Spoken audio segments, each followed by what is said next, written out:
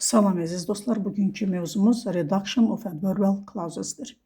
Zərflik bulaq cümlələrində ixtisar aparmaq üçün aşağıdakı şərtlər və qaydaları mütləq şəkildə gözləmək lazımdır. Bu şərtlər bunlardır. Birinci, həm baş, həm də budaq cümlədə mübtəda eyni şəxs olmalıdır. Deməli, həm baş, həm də budaq cümlədə mübtəda eyni şəxs olmalıdır. Buna fikir veririk. Bu zaman ixtisar aparmaq olar. Əgər olmazsa, yəni baş cümlənin mübtəda, budaq cümlənin, ümumiyyətlə budaq cümlənin mübtədaları fərqli olarsa, bu zaman akademik dildə buna dangling modifier xətası deyilir. Mən də bunu sizlərə dangling modifier haqqında tərtib etdiyim videoda izahat vermişəm. İkinci, budaq cümlənin mübtədası atılır. Buna fikir verirsiniz. Budaq cümlənin mübtədası atılır. 3. Bağlayıcılar cümlənin mənasından asılı olaraq ixtisar edilə bilər. Çox vaxt ixtisar edilir, bəzən də saxlanıla bilər.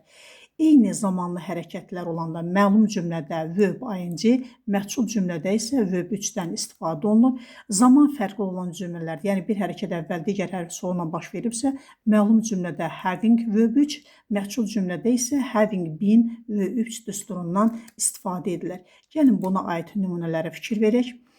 Eyni zamanda olan məlum növdə tam cümlə. When you are waiting for a bus, you need to be patient.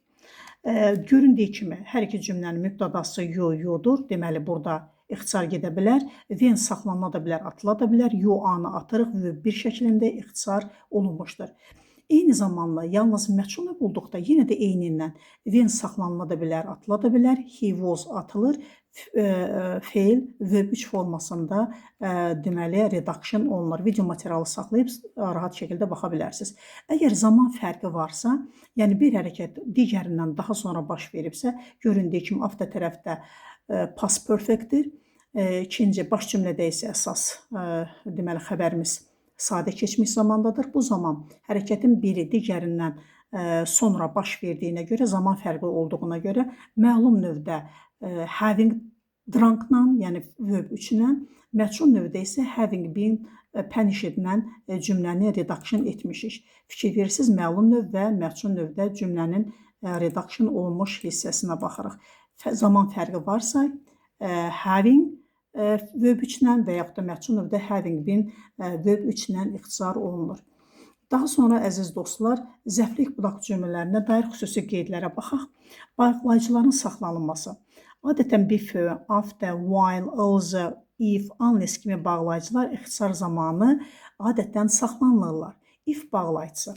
Gəlin baxaq. If bağlayıcısından sonra birbaşa ing-li feil gəlməz. Buna fikir verirsiniz. Yəni if-dən dərhal sonra ing gələ bilməz. If adətən verb 3 və yaxud da sifət isim ilə ixtisar olunur. Məsələn, if possible, if asked. Fikir verirsiniz, verb 3 ilə eyni zamanda sifətlə ifadə olundu. Daha sonra nəyə fikir veririk? Vergüldən sonra ixtisar olunmuş strukturlardan və ya vergüldən dərhal sonra to-lu məstər, yəni to verb 1 işlənməz. Buna fikir veririk.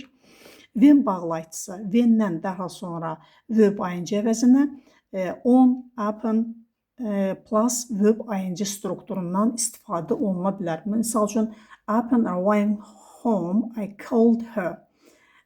Göründüyü kimi upon-dan verb 1-lə reduction olundu. Bax, bu struktura diqqətdən fikir verin. Bu struktur önəmlidir.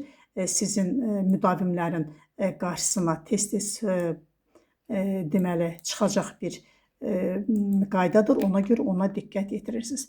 Gəlin, to be feili əsas feil olduqda nəyə fikir veririk? Budaq cümlədə to be əsas feildirsə, o tamam atıla bilər. Gəlin cümləyə fikir verək. Bütün cümləmiz, tam cümləmiz budur. When he was a little boy, he was very naughty.